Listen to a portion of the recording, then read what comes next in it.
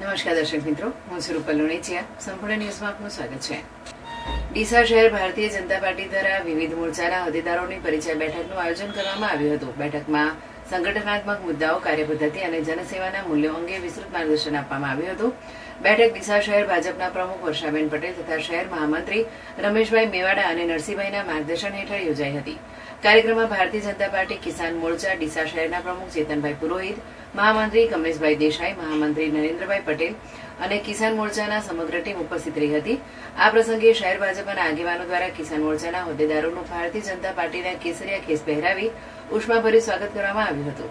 ઉપસ્થિત કાર્યકરો અને હોદ્દેદારોને સંગઠનની કાર્યશૈલી, શિસ્ત અને જવાબદારીઓ અંગે મહત્વપૂર્ણ માર્ગદર્શન આપવામાં આવ્યું હતું.